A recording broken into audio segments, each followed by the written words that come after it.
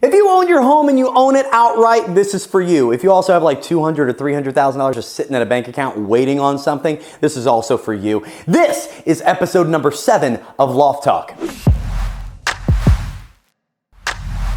If you own your home outright and you have enough cash to buy another home in full cash, should you? If you can buy a home in cash, should you do it? Now, here's a quick answer. No, you should not do it, and here is why. The reason being is because money right now is extremely cheap.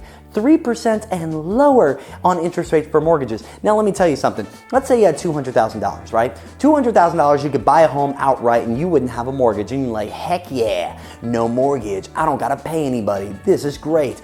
Let me tell you something right now. On that $200,000 home, you're possibly paying about $1,000 a month in a mortgage. Now, here's one thing you're not going to avoid. You're still gonna have home insurance and you're still gonna have property taxes. So you're not fully out of monthly payments. So let's get that out of the way. You're still gonna have about $250 to $300 a month more than likely in our Delaware market that you're paying per month. So that's $700 you're saving by not having the principal and interest. Let's go over that. Let's say you instead got a down payment. You paid 3.5% down. You own all the home, but you only put 10 grand down. Great, good for you.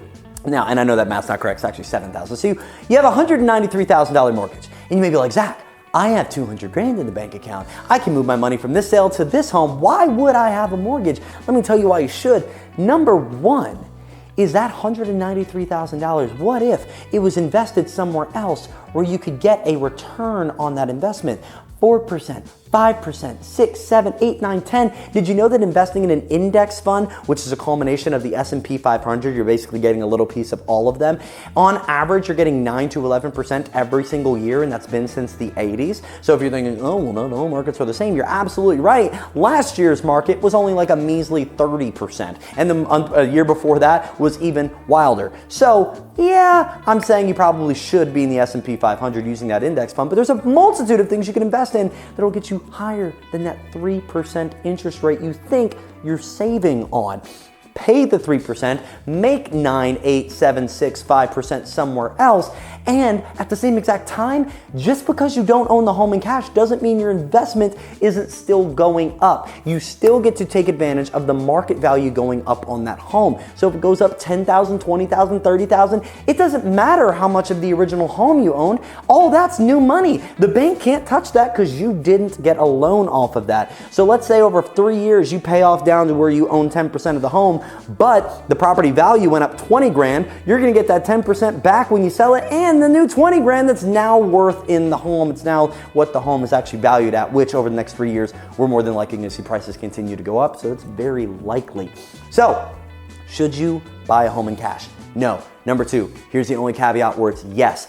If you're planning on refinancing it. If you're utilizing what's called like the BRRRR method, where you buy a home, you rehab the home, then you go and refinance the home before you rent the home, and then the last R is repeat. Yes, buy the home for 75 grand in cash quickly, less fees, get in there, get out, because you don't have to have the timeline of, a mortgage. And then because mortgages oftentimes don't like these investment style flips, you own it in cash, you don't have any rules to follow, you get in, you rehab it, now it's worth 175.